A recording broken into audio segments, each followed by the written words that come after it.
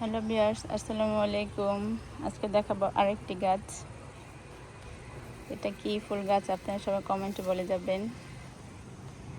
আমার মনে হচ্ছে এই ফুলটা সিজন এখন, কারণ অনেক ফুল ফুটছে গাছটাতে। চতুর্দিকে শুধু ফুল আর ফুল।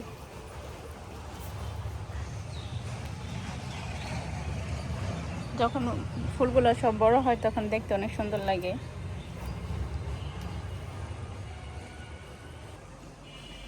এদিকে আরেকটা গাছ।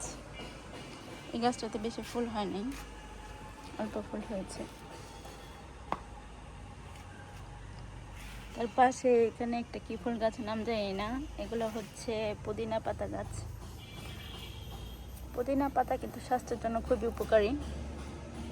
যাদের পেটের সমস্যা আছে, কোষ্ঠকাঠিন্য আছে, তারা কিন্তু পুদিনা পাতার রস ছেঁচে খেতে পারেন, অনেক উপকার পাবেন। এই যে দেখেন অনেক ধনিয়া পাতা গাছ, চারা গাছ হয়েছে।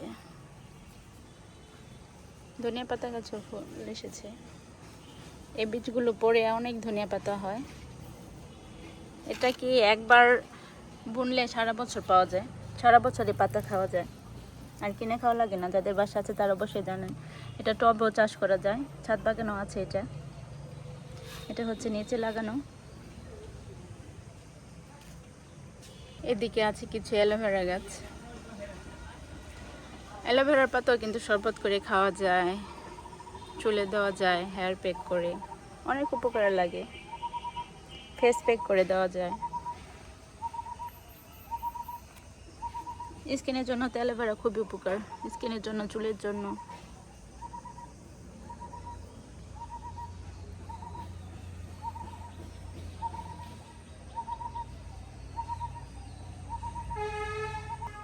আর এই গাছটা দেখুন, এটাকে আমাদের এখানে পোলাও পাতা বলে। এটা মানে খিচুড়ি, পোলাও, বিরিয়ানিতে দিলে খুব সুন্দর একটা স্মেল হয়, এই জন্য আমাদের এখানে এটাকে পোলাও পাতা বলে। আপনাদের কার ওখানে কী বলে, কী নামে ডাকে অবশ্যই জানাবেন কমেন্ট করে। এটা হচ্ছে একটা জবা ফুল গাছ। এখানে গোলাপি কালারের জবা ফুল ফুটে। এটা রক্ত জবা না, এটা 4টা পাপড়ি হয়। ফুলটা খুব সুন্দর হয়, ফুটলে অবশ্যই আপনাদের সাথে শেয়ার করব। আর এগুলা হচ্ছে তুলসী গাছ, সবাই জানেন, বাচ্চাদের ঠান্ডা লাগলে এটা অনেক উপকার। এইদিকেও কয়েকটা জবা ফুল গাছ আছে। এই দেখুন, এটাতে তো কলিও এসেছে, ফুল ফুটবে।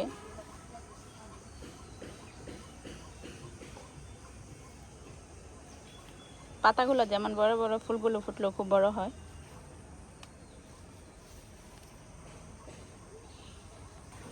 সবশেষে এই পাতাবাহার গাছগুলো দিয়ে ভিডিওটা শেষ করব। গাছগুলা কেটে দিয়েছি, কেটে দেওয়ার পরে নতুন করে আবার হয়েছে, কেমি হয়ে নতুন করে হয়েছে। মানে এটা রাস্তা, এই তো আমার বাড়ির রাস্তা, সেই গাছগুলা। তো ভিডিওটা আজকের মতো এখানেই শেষ করছি। ভালো লাগলে অবশ্যই লাইক, কমেন্ট, শেয়ার করে রাখবেন, আর আমার চ্যানেলটাকে সাবস্ক্রাইব করে পাশে থাকবেন।